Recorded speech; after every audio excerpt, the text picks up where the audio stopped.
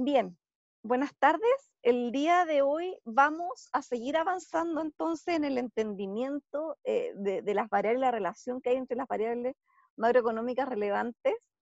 Em, la clase anterior terminamos de ver el modelo de oferta agregada, demanda agregada, donde ya está incorporada la inflación. Es un modelo ISLM donde incorporamos inflación, donde permitimos que los precios cambien. Eso afecta obviamente la LM, ahí están los saldos reales, un M partido por P.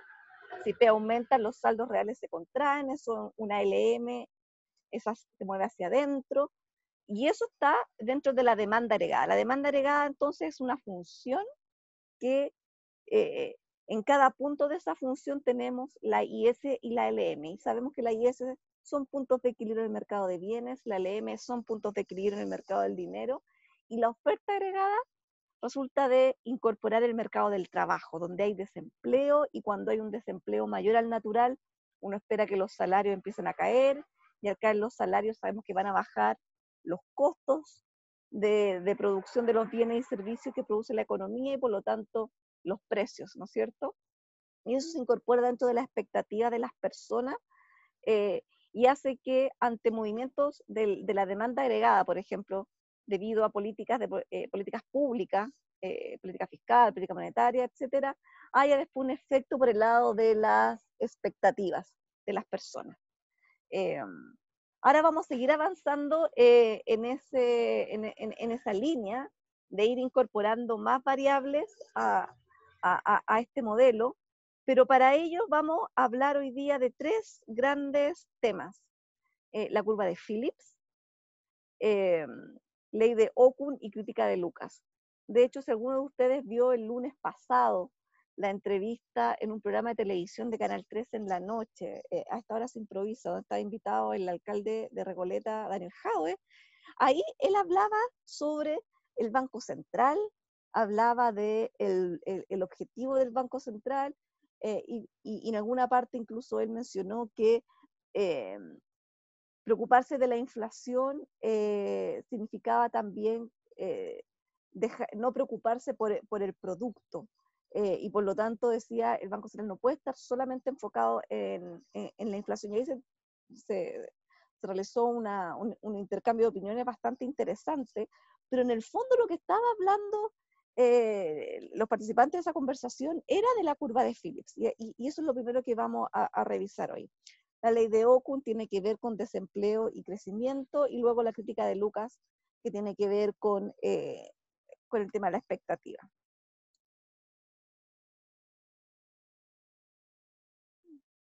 Lo vamos a proyectar para que se vea pantalla completa.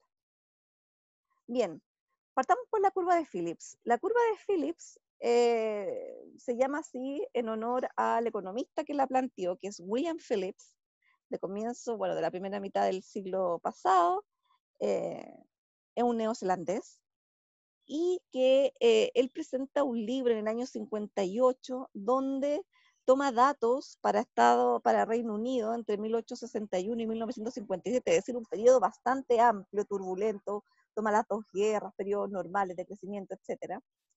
Y revisa en los datos cuál es la relación empírica entre el desempleo y los salarios en Reino Unido. Y lo que él establece en esos datos, en esa nube de puntos, lo que él ve es una relación negativa. Él dice que entonces un aumento del desempleo reduce la inflación y viceversa, es decir, una disminución del desempleo se tiene que llevar a cabo a costa de una mayor inflación. Este postulado es polémico, porque nos dice eh, que si tenemos una situación de una economía con alta inflación, si queremos reducir la inflación, vamos a tener que tolerar altas tasas de desempleo. Y eso es polémico, porque en el fondo nos está diciendo que no hay una forma fácil y no dolorosa de reducir la inflación en una economía. El costo de reducir la inflación es un alto desempleo. Y por otro lado también nos dicen mucho ojo con permitir inflaciones altas, es decir, por ejemplo, imprimir demasiado dinero para financiar gasto público, porque más adelante significa que vamos a tener que tolerar altas tasas de desempleo para poder volver a una situación de una economía con inflación controlada. Esta relación empírica se puede tomar también como un teorema de imposibilidad. Al decir, sabe que usted no puede tener las dos cosas al mismo tiempo, usted no puede pretender bajar la inflación y bajar el desempleo. Tiene que elegir una de las dos. Tan fuerte fue esta conjetura, esta hipótesis, esta relación empírica, que obviamente los economistas se pusieron de cabeza a hacer los mismos análisis para diferentes países, diferentes momentos del tiempo, diferentes sets de datos, etcétera. Y en Estados Unidos, por ejemplo, son famosos los estudios de Paul Samuelson y Robert Solow, dos premios Nobel de Economía también, que terminaron validando los resultados de Phillips. Es decir, no se puede bajar la inflación y bajar el desempleo al mismo tiempo. Es más, si uno quiere bajar la tasa de inflación, tiene que tolerar un aumento en la tasa de desempleo. Y eso significa una crisis económica, ¿no es cierto? Una recesión. Gente que no tiene empleo, familias que no están teniendo su ingreso, con todo lo que eso significa. Y esos datos se mantuvieron y esa creencia se mantuvo hasta que a finales de los años 70, en Estados Unidos se empieza a vivir una situación en que se observó alta inflación y alto desempleo en diversos países del mundo. ¿Qué pasó? La curva de Phillips, esta relación negativa entre desempleo e inflación, dejó de cumplirse. Y la pregunta es, ¿por qué? Entonces tenemos datos desde 1860 hasta finales de 1970, en que la curva de Phillips se cumplían los datos, es decir, a mayor tasa de inflación baja el desempleo y viceversa, pero luego no. La pregunta entonces es, ¿qué estaba pasando? ¿Cuál era el error en los modelos que se tenían en ese entonces que no estaban capturando lo esencial de la realidad y por lo tanto estaba llevando a conclusiones que no se estaban sosteniendo en los datos? Lo que vamos a ver es la curva de Phillips y luego la original y luego una que es modificada y que permite entender este cambio que se ve en la década de los 70, y lo vamos a hacer a partir del modelo visto en clase, el de oferta agregada, demanda agregada. Cualquier duda me escriben o me interrumpen. Bueno, para analizar la curva de Phillips vamos a partir por el lado de la oferta agregada y recordemos que nosotros teníamos una relación, una función que resumía el mercado laboral y que tenía que ver con las expectativas de precio, ¿no es cierto? Y por lo tanto decíamos los precios para el periodo siguiente es la expectativa de precios que tenemos ahora por 1 más mu, donde ese mu tiene que ver con la intensidad de la competencia en los mercados, y SF una función que es decreciente en la tasa de desempleo y que tiene incorporadas las normativas laborales y que afectan, por lo tanto, la decisión de qué tan rápido o no la gente acepta los empleos que están, o de qué tan rápido se llenan vacantes, etc. Entonces, partamos de esta ecuación, que tenemos PDT igual a PDT menos 1 esperado en la expectativa por esos dos términos. Y supongamos que esta función f es lo más sencilla posible, es decir, es lineal, y por lo tanto f es 1 menos alfa tasa de desempleo más z. Y si reemplazamos esa función f en la expresión inicial, y dividimos a ambos lados de la ecuación por el nivel de precios efectivo del periodo anterior, entonces vamos a tener una expresión para la inflación, ¿no es cierto? Vamos a tener en el lado izquierdo PT partido por PT menos 1, que eso es 1 más la tasa de inflación. y al lado P de T menos 1 esperado, partido por P de T menos 1, es decir, el efectivo, por estas dos expresiones, 1 más mu por el F ya linealizado. Entonces, si reemplazamos, tenemos 1 más pi sub t, es decir, 1 más la tasa de inflación sub t en el periodo t, va a ser igual a 1 más la tasa de inflación esperada por 1 más mu por 1 menos alfa desempleo más z. Reordenamos los términos, agrupamos los términos que tienen que ver con inflación y con tasa de intensidad de competencia. Entonces tenemos 1 más pi sub t partido por 1 más la expectativa de pi sub t por 1 más mu. Y si nos acordamos nosotros de nuestros cursos iniciales de cálculo, un Taylor básico, y recordamos que entonces cuando estos términos pi son pequeños, cosa que efectivamente es pequeño, porque estamos hablando de tasa, entonces generalmente es una variable que es menor que 1, y de hecho bastante menor que 1 en general. Lo de la izquierda se puede, su primera expresión, la lineal, es esa. Lo de arriba, 1 más pi sub t menos la inflación esperada en t menos mu. Y si reordenamos los términos, lo que nos queda es que la inflación en el periodo t es igual a la expectativa de inflación que había para el periodo t, más mu más z, que es la intensidad de la competencia, más esta variable normativa que afecta el mercado laboral, menos alfa U sub T, donde U la tasa de desempleo, ¿no es cierto? Unemployment, por eso es U. Entonces, ¿qué tenemos? Que a partir de la ecuación de la oferta agregada, aplicamos, simplificamos un poco la función F, asumimos que es lineal, aplicamos la regla de Taylor y tomamos la primera componente. Rescatamos una relación negativa entre la inflación y la tasa de desempleo. Pi sub t es algo menos alfa por la tasa de desempleo. Hay una relación negativa entonces entre la tasa de desempleo y la tasa de inflación. Por lo tanto, la curva de Phillips es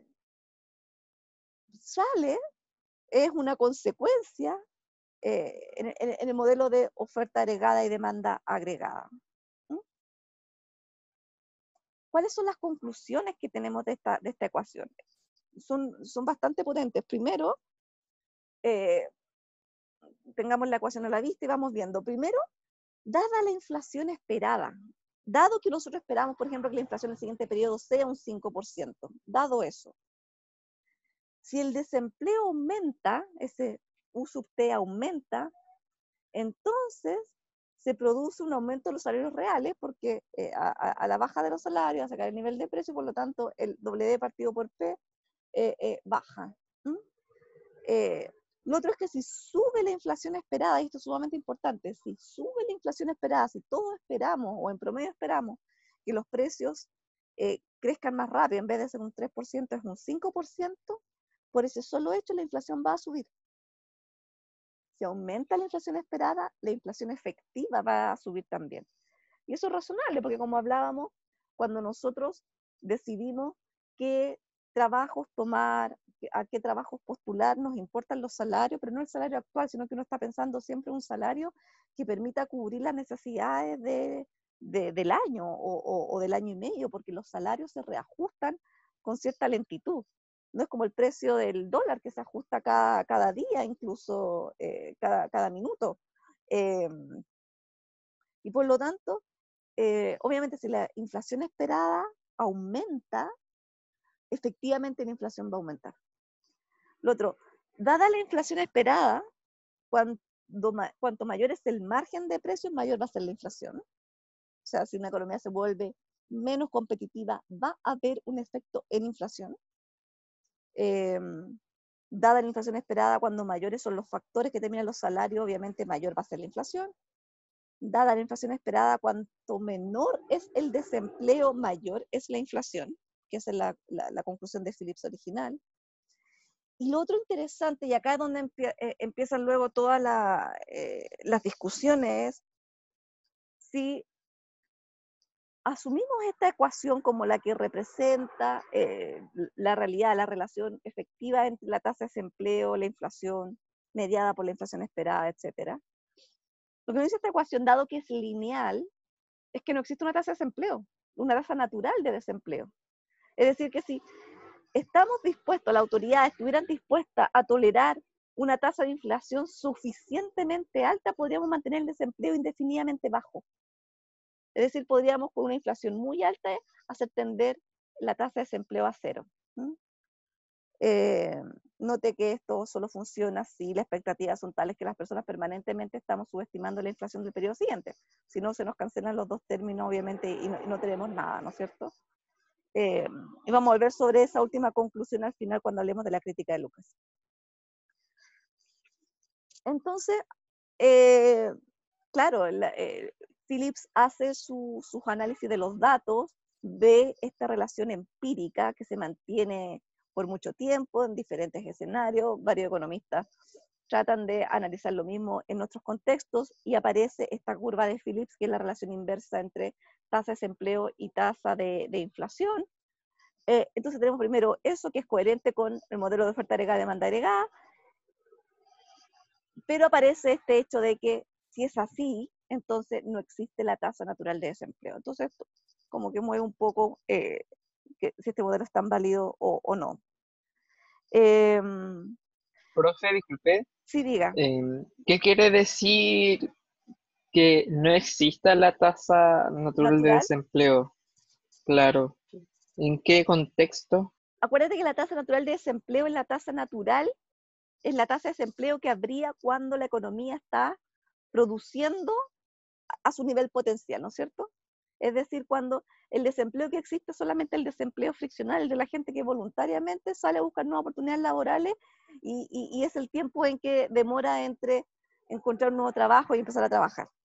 Y ese valor nosotros siempre, cuando veíamos oferta agregada, demanda agregada, lo graficamos en nuestro espacio como un U sub n, que está asociada al I sub n, el I del producto potencial.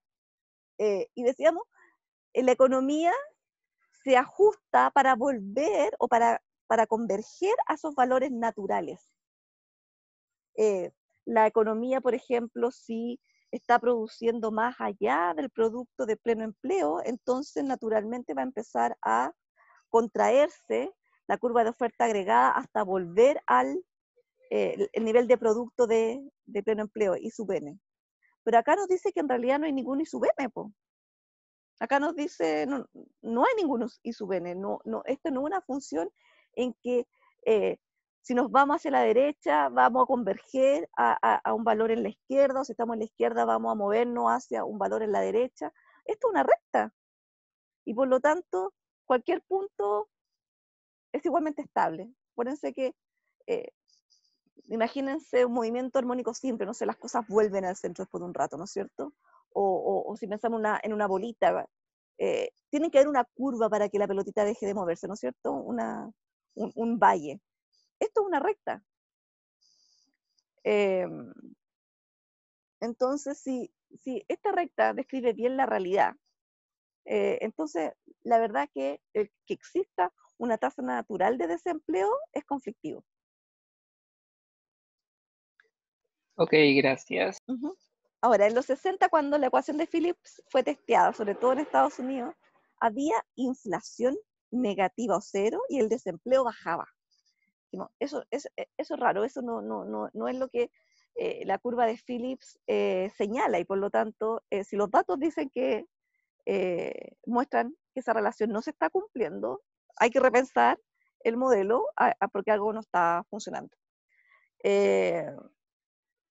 Porque sabemos nosotros que de acuerdo al modelo de oferta de demanda agregada, si el desempleo baja, los salarios empiezan a ser presionados al alza, por lo tanto los precios también van al alza, y esto se conoce como la espiral de salario y precio. En los 70, como les decía originalmente, al comienzo de la clase, se deja de cumplir la ecuación de Phillips. Y la pregunta es ¿por qué? y lo que nos dieron cuenta los economistas, los que estaban estudiando lo que estaba pasando, es que la gente cambió el proceso mediante el cual formaba sus expectativas de precio. Dejó de creer, en particular, dejó de creer que los precios del próximo año serían los del año corriente, los del año vigente, los del año actual. Porque cuando se testeaba este modelo con los datos del año 60, como decíamos, había una inflación negativa o cero. Entonces, hoy día la inflación es negativa o cero, mañana la inflación será negativa o cero y pasado mañana será negativa o cero. En cambio, en los 70, la gente dejó de creer eso. Y empezó a creer, por el contrario, que los precios van subiendo en el tiempo. Que hoy día la inflación es baja, nula, por ejemplo, pero ya mañana empieza a ser un 1%, el próximo periodo un 2%, el siguiente periodo un 4%. Y eso sucedió, entre otras cosas, pero la causa más relevante fue que se formó el cartel del petróleo. Ustedes saben, se cree en los años 60, los países productores de petróleo, los países árabes, principalmente, se asociaron, crearon la OPEC, la Organización de Países Productores de Petróleo,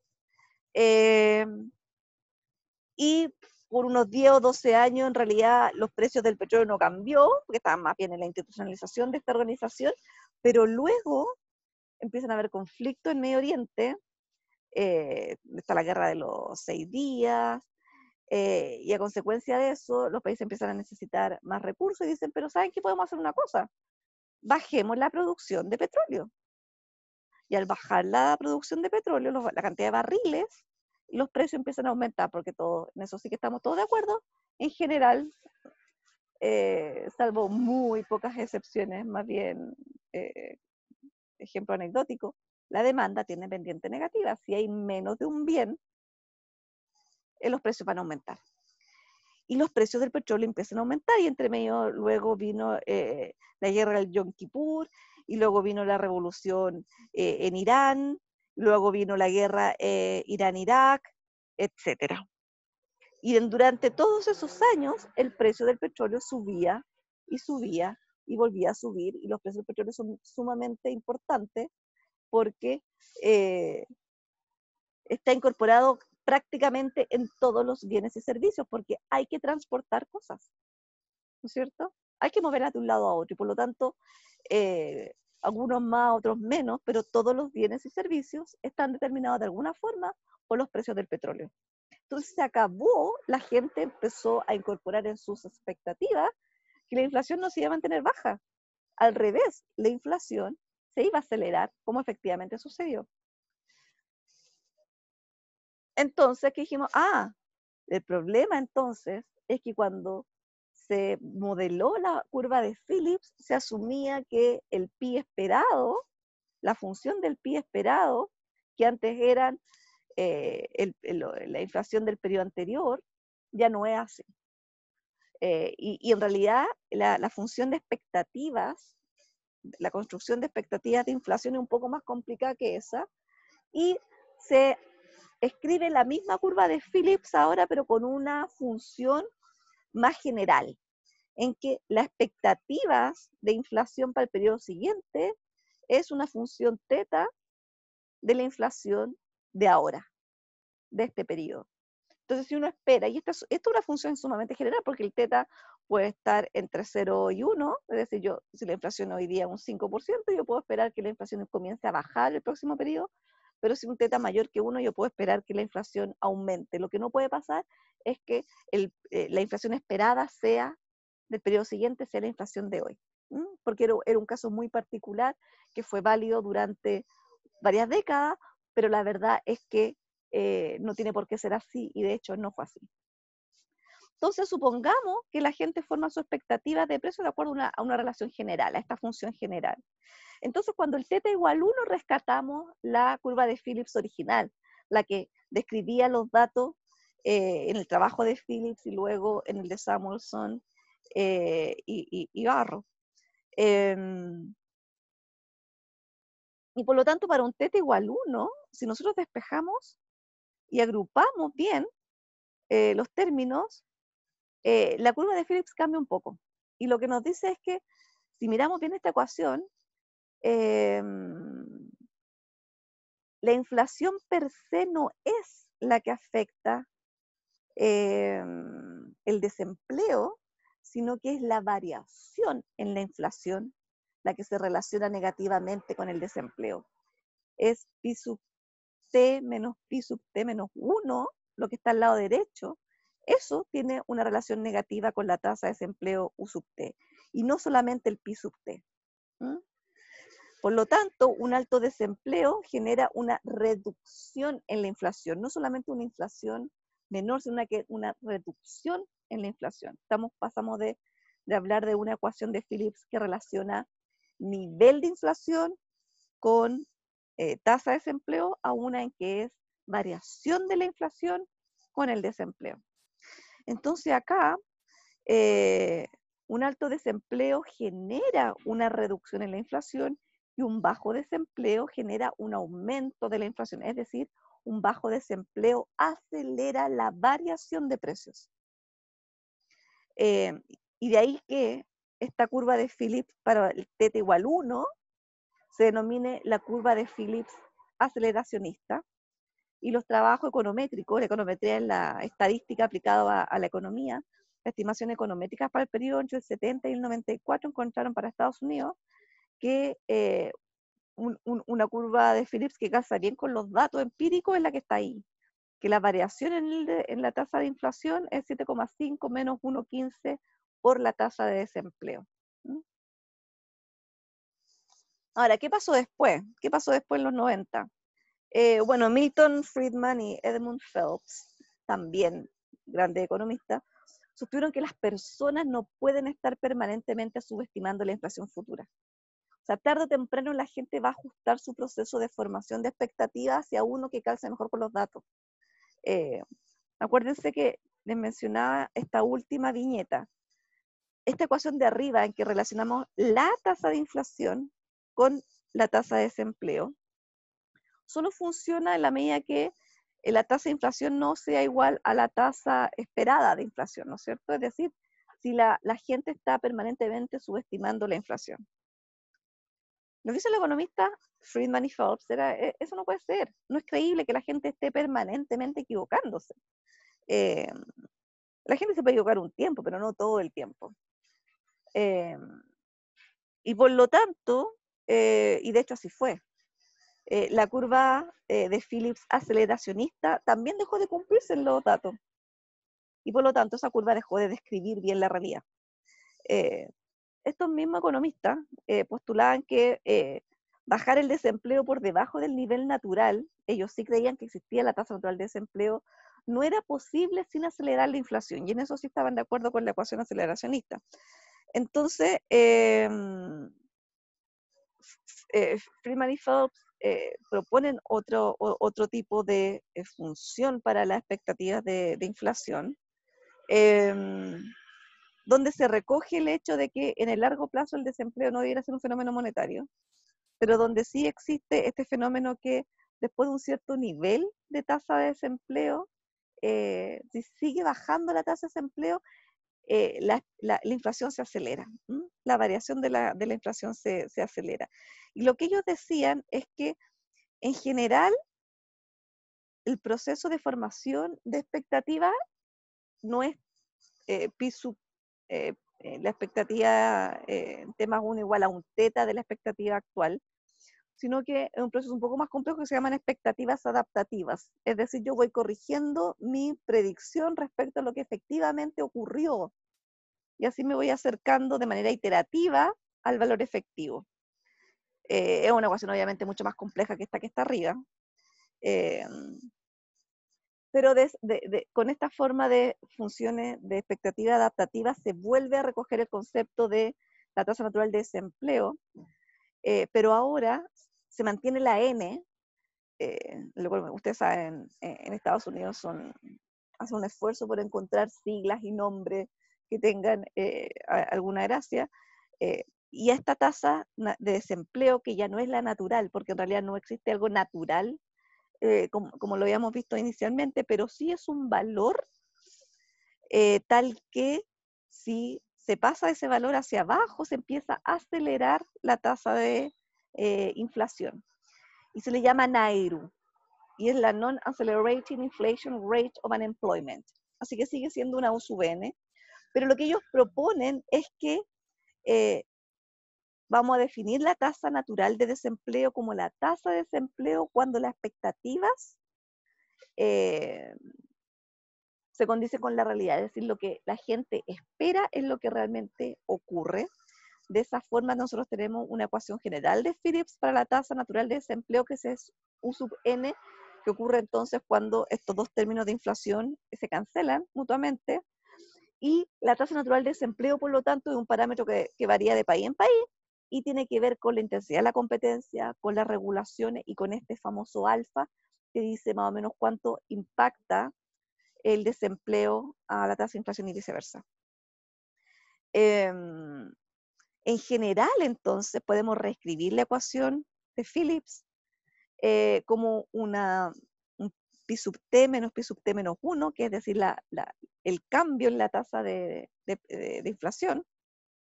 Es una variación de la tasa, fíjense en eso. Va a ser igual a un menos alfa por el desempleo versus el desempleo NAIRU.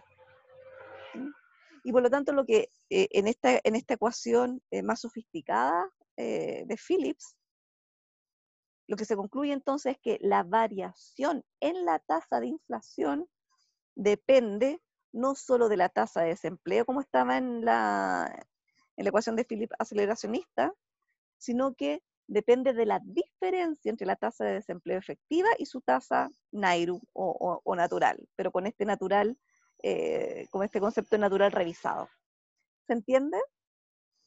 Entonces lo que tenemos es una curva de Phillips, pero esa curva se ha ido ajustando en el tiempo a medida que los procesos de formación de expectativas de inflación han ido cambiando. Pero la curva de Phillips general o más sofisticada, que va siendo cada vez más va incorporando es capaz de describir nuevas realidades, es la que está acá. La variación en la tasa de inflación es igual a un menos alfa por la tasa efectiva de desempleo comparado con esta tasa natural o NAIRU en realidad. ¿Mm?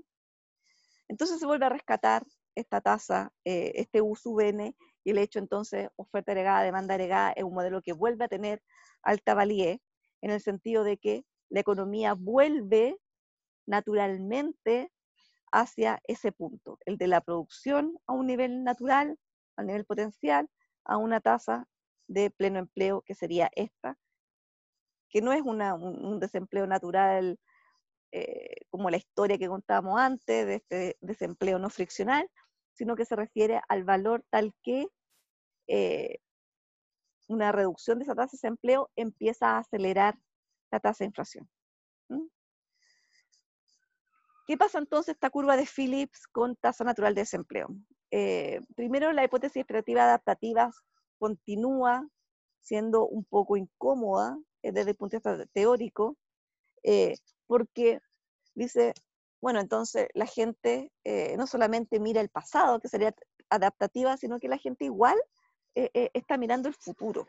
Entonces tampoco convence bien del todo este tipo de función.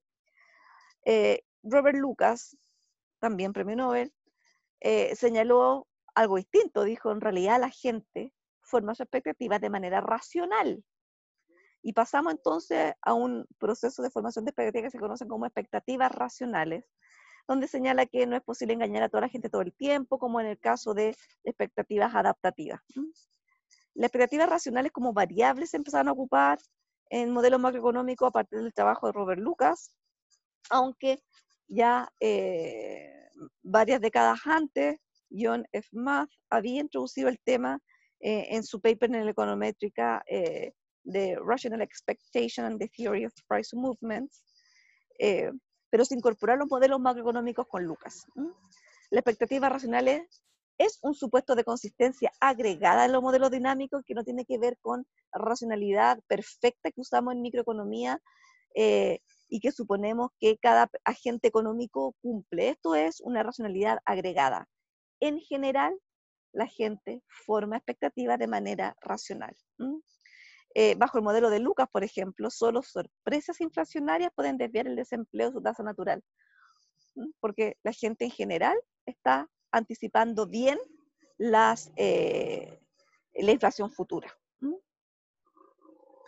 Hay un ejercicio que está en el Blanchard, recomiendo que lo hagan, que tiene que ver con la curva de Phillips general y sus aplicaciones particulares para diferentes valores de teta.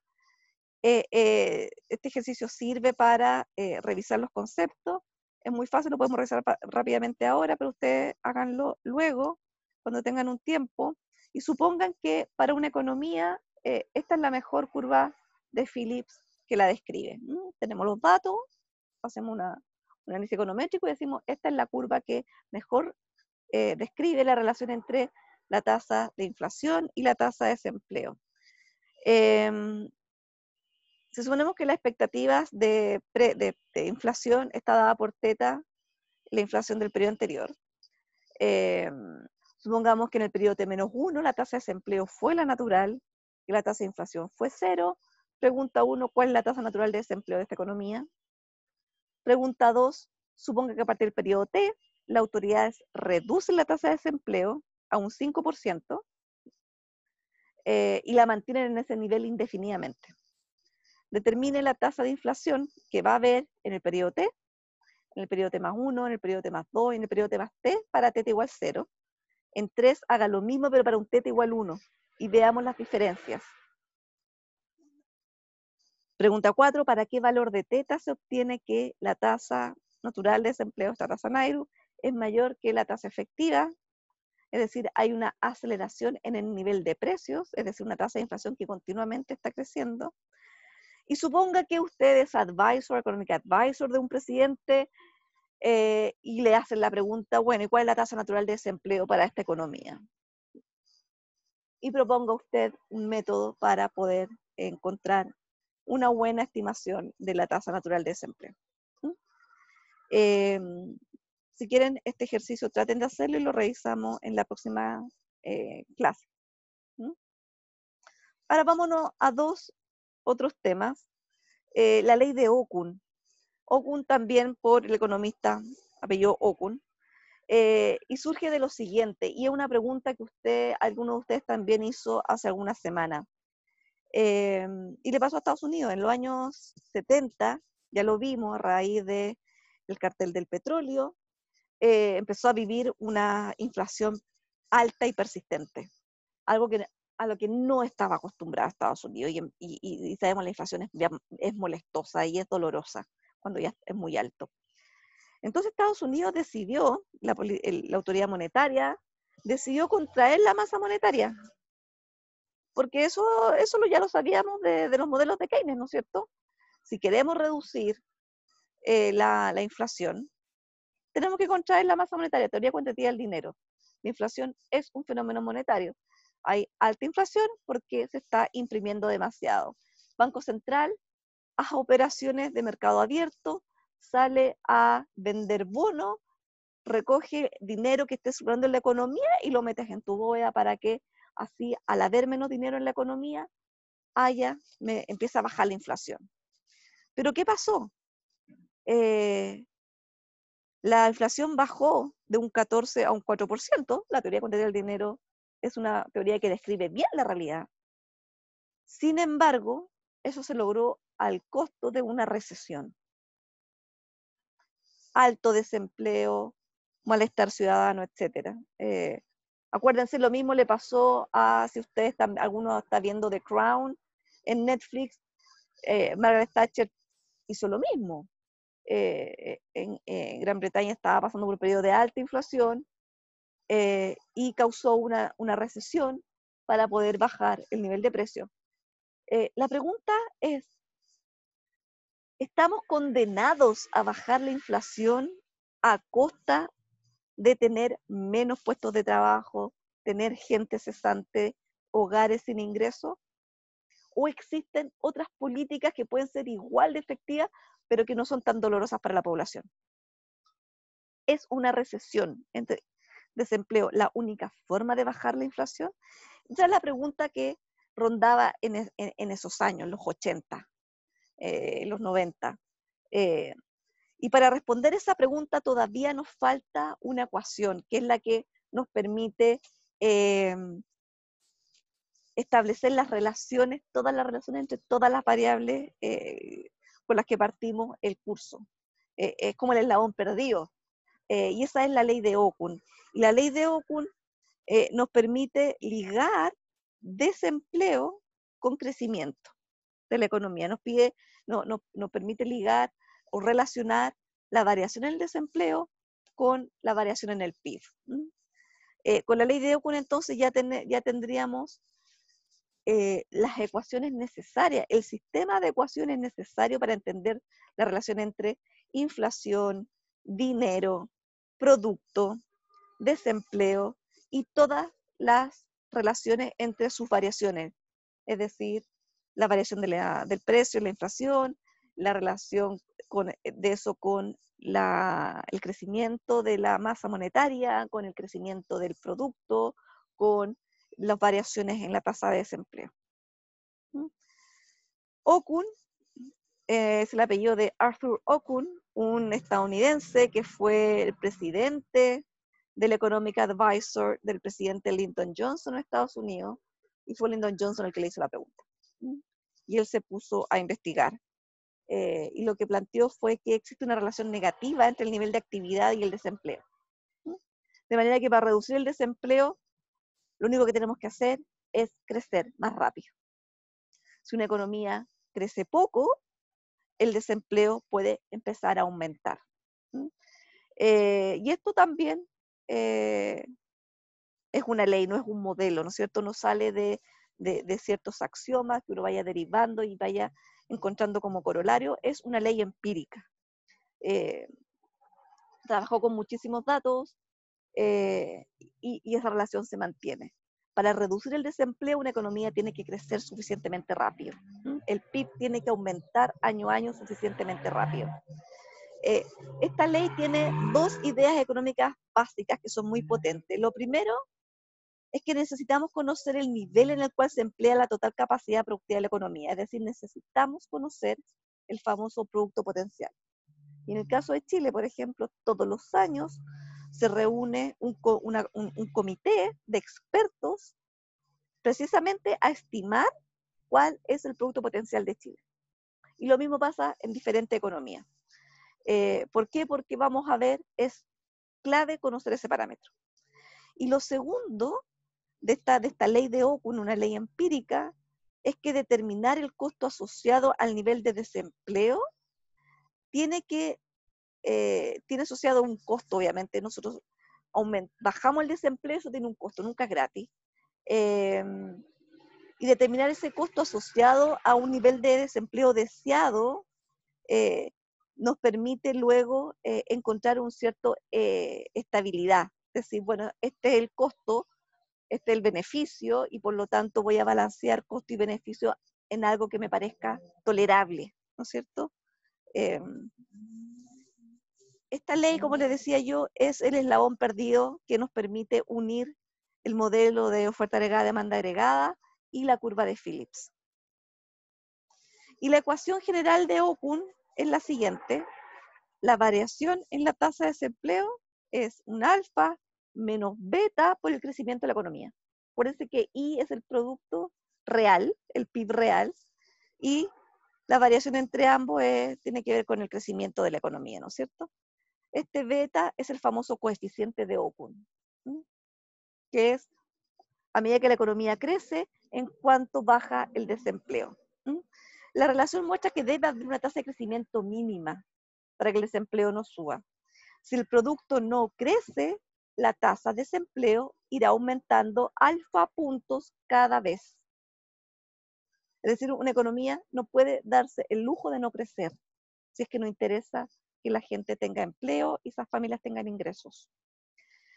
Esta variable alfa captura, por ejemplo, el aumento en la fuerza de trabajo. Acuérdense ustedes que lo estudiamos, la fuerza de trabajo es la suma de ocupados y desempleados, es decir, es toda la gente que estando trabajando o no quiere trabajar y busca empleo.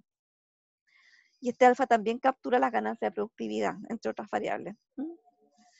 Similarmente hay otra relación empírica que tiene que ver entre el PIB, el producto, y el crecimiento potencial. Y que es la siguiente, la tasa de desempleo en un periodo dado es una función gamma más delta por la tasa de crecimiento entonces de producto potencial. Eh, el producto potencial menos el producto efectivo es la brecha, es el percentage gap. Ustedes lo pueden ver o escuchar de repente en discusión económica. Y este gamma es el desempleo natural porque se daría cuando el producto, el PIB, es el producto potencial, ¿no es cierto? Entonces, U sub T sería igual a gamma cuando el producto está en el producto potencial y por lo tanto esa tasa de desempleo es la tasa natural de desempleo.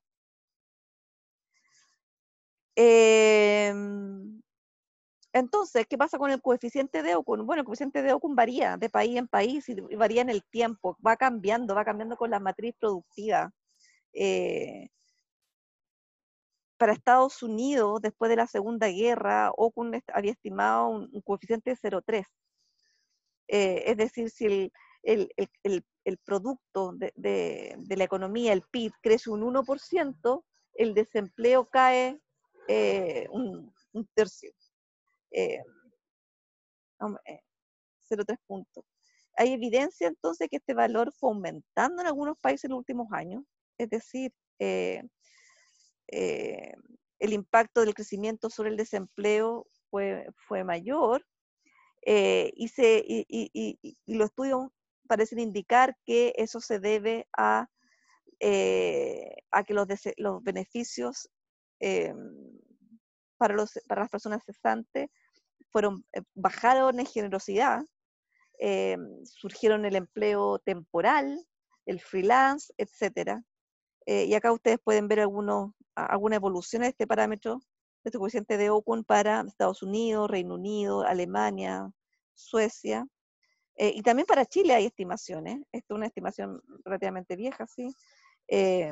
Porque después del 2009, bueno, estaba la crisis financiera, terremoto, etc. Entonces, este es un dato un poco más largo, y en el caso de Chile es más o menos la pendiente, ¿no es cierto?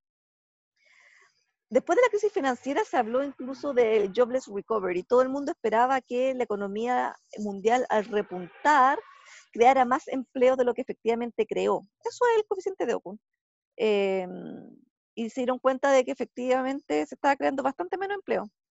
Y estos economistas Calvo, Coricelli y Otonello, italianos, hicieron un estudio bien amplio donde se miraron diferentes tipos de crisis y dijeron, no, lo que pasa es que las crisis financieras en general son crisis que cuando se van superando no generan mucho empleo. Otros tipos de crisis sí generan más empleo. El coeficiente de Okum va a variar en el tiempo, varía entre países, pero muy difícilmente va a ser 1 o incluso mayor que 1. Primero porque las empresas no ajustan sus contrataciones ante cualquier cambio en la demanda. Contratar y despedir personas, trabajadores, es costoso. No solamente porque hay que pagar finiquito, mes por año, indemnizaciones, sino porque se te va capital específico a tu empresa, es decir, la experiencia laboral importa en términos de productividad. No es lo mismo una persona que lleva 5 años trabajando en una empresa que alguien que viene recién llegando. La experiencia importa. ¿Profe? Sí, diga. No me quedó claro qué nos dice el coeficiente de Okum. Vamos atrás, a la ecuación. Ese beta es el coeficiente de Okum. Y el beta acompaña a la diferencia del PIB entre un periodo y el anterior. Entonces tiene que ver con la variación del PIB, ¿no es cierto? Entonces te dice, si el PIB aumenta en una cierta cantidad, en cuanto cae, el beta es negativo, en cuanto cae el desempleo. Si tú derivas el lado derecho respecto al cambio en el PIB, te queda beta. Y lo que te va a quedar al lado izquierdo es la variación en la tasa de desempleo. Entonces lo que está diciendo El beta te dice cuánto cae el desempleo por cada punto de crecimiento en la economía. Gracias. De nada. Entonces no puede ser 1. ¿Por qué? Porque la cantidad de trabajadores no es tan flexible. Y también existe evidencia de labor hoarding, es decir, las empresas tratan de mantener su nivel de contrataciones incluso mayor a lo que necesitan, porque si necesitan enfrentar episodios de mayor demanda, es muy costoso salir a contratar nuevos trabajadores porque se necesita gente con experiencia, por ejemplo. ¿No? Entonces, ¿qué tenemos? Hay 3 ecuaciones que son básicas, que nos permiten relacionar ya todas las variables económicas. Una es la curva de Phillips, en su versión más sofisticada, la última, donde la variación de la inflación tiene que ver con el desempleo sobre el natural, la ley de Okun, que relaciona variación del desempleo con crecimiento del producto, por eso está ese G ahí, crecimiento, y la tarea cuantitativa del dinero, que relaciona inflación con crecimiento de la economía y con crecimiento de la masa monetaria. Estas 3 ecuaciones son las básicas. Y sabemos que la curva de Phillips viene del modelo de oferta agregada, demanda agregada. Así cuando hablamos del modelo, cuando hablamos de curva de Phillips, estamos hablando de oferta agregada, demanda agregada, mercado del trabajo, IS, mercado de bienes, LM, mercado del dinero, etc. Este es el set de ecuaciones que describe las variables más relevantes en la economía y todas sus relaciones. Entonces, ¿qué pasa en el largo plazo? Acuérdense que hemos discutido harto y es un concepto relativamente difícil. La dicotomía clásica, ¿no es cierto? Hay cosas que se cumplen en el corto plazo, pero en el largo plazo o mediano plazo no se cumplen. Nosotros sabemos que la política monetaria afecta en el corto plazo, sabemos manejarnos perfecto, ISLM, movemos las curvas para allá, para acá. Política monetaria tiene impacto en el producto a través de la tasa de interés, a través de la inflación. Pero en el largo plazo eso no pasa. Bueno, la curva de Phillips es eso. La curva de Phillips se cumple en el corto plazo. La relación entre inflación y desempleo se cumple en el largo plazo. En el largo plazo no pasa nada. Sabemos que en el largo plazo que en el largo plazo la mayor masa monetaria solo va a afectar la inflación. Entonces, ¿qué pasa en el largo plazo? Por la ley de Okun sabemos que el desempleo en el largo plazo tiene que ser este U sub n, este natural refinado. El desempleo, por lo tanto, en el largo plazo, el producto de pleno empleo y el desempleo asociado a este producto de pleno empleo no dependen del nivel de precio, no depende de la inflación. Por curva de Phillips, entonces, la inflación es constante si el desempleo está en su tasa natural. Por teoría cuantitativa del dinero, la inflación depende de la creación de dinero y por lo tanto, el crecimiento de la cantidad de dinero en el largo plazo es neutral. Esto sucede en el largo plazo. El desempleo está fijo. Es un solo valor, U sub n, que tiene un producto de pleno empleo, un I sub n. Y una economía puede tener mayor o menor inflación dependiendo de cuánta plata el Banco Central esté imprimiendo. Pero el nivel de desempleo y el nivel de producción en el largo plazo está fijo. ¿No? Volvamos entonces a las preguntas que se hacían en Estados Unidos a fines de los 70, de lo que pasó también en Gran Bretaña luego de Margaret Thatcher. ¿Es posible reducir la inflación en una economía sin el gran costo que significa elevar el desempleo y generar una contracción, una recesión? Y de acuerdo a los modelos que hemos visto hasta ahora, la respuesta es no. No. Solo podemos decidir si el ajuste lo hacemos rápido y muy doloroso o lo hacemos en un periodo largo de tiempo, pero más pausado. Pero la inflación, el costo de bajar la inflación en términos de desempleo se mantiene. Sin embargo, algunos economistas desafiaron este enfoque tradicional Y esta es la crítica de Luca, y con esto quería cerrar es como la evolución de la macro en las últimas décadas. La famosa crítica de Luca decía, no, si la gente puede cambiar sus percepciones mirando el futuro, no necesariamente forman su expectativa a partir de alguna función de los datos pasados, no necesariamente. Y por lo tanto, sí es posible ajustar la expectativa si existe credibilidad. Y la credibilidad es muy importante. La credibilidad es muy importante porque significa creerle a alguien que el futuro va a cambiar solo a partir de lo que esa persona nos dice y no a partir de nuestras experiencias previas. Y lo que dice es lo siguiente: ¿qué pasa si en un país, por ejemplo, en Venezuela o en Zimbabue o en todos esos países, en Hungría, que están viviendo periodos de hiperinflaciones altísimas, llega un presidente o llega al Congreso, llega la autoridad y señala, se acabó, a partir de mañana el Banco Central va a ser autónomo, su objetivo de política pública va a ser la inflación y por lo tanto ese Banco Central no va a tener como objetivo financiar el gasto social, pago de pensiones, de colegios, de hospitales, de sueldos de funcionarios públicos, etcétera, solo se va a resguardar la inflación. Dado eso, una declaración radical, la gente, si cree que eso efectivamente va a ser así, puede que cambie su expectativa de inflación y diga, ya, la inflación entonces ya no va a ser 200%. Ahora la inflación va a ser, no sé, un 30%, un 20% o un 10%. Pero para que eso ocurra, por lo tanto, tiene que la gente creer que esas declaraciones se van a sostener en el tiempo. Y en algunos países puede resultar así. Nombran a un banquero central más halcón, más averso a la inflación, y la gente, bueno, si los datos dicen que la inflación iba a ser 9, bueno, capaz que le creamos un poco que este banquero central va a ser súper estricto, capaz que no sea 9, que sea 7.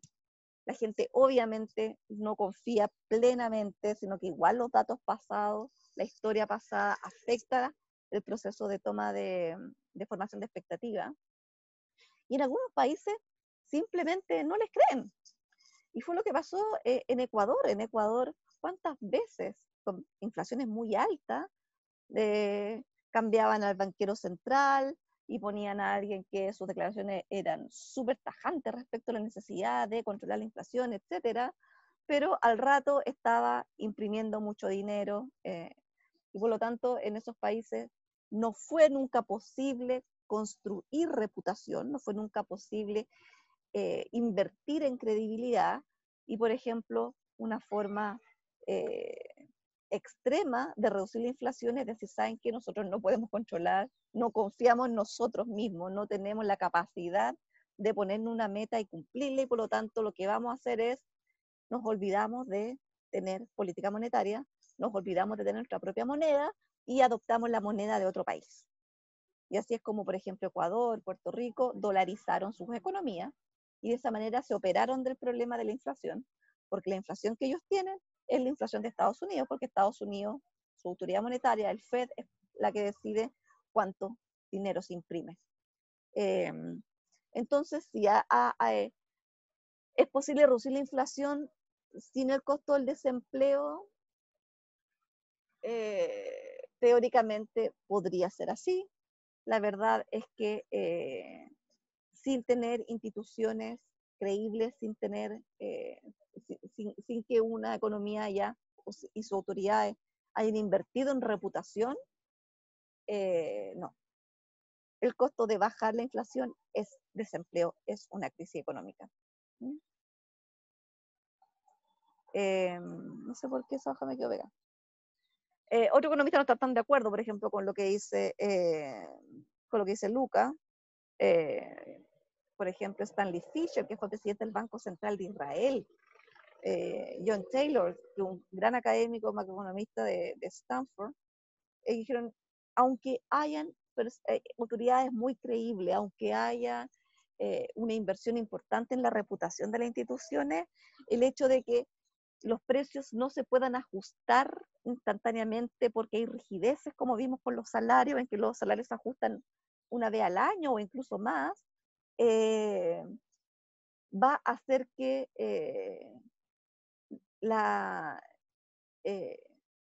se necesite un periodo de ajuste vía desempleo para bajar la inflación.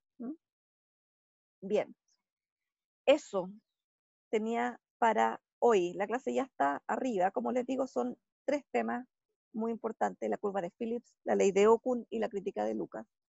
Y con eso terminamos esta parte del curso. Nos quedaría ver solamente un tema con Banco Central, que lo vamos a ver en la clase próxima, y empezamos con crecimiento. ¿Hay alguna pregunta, duda, comentario?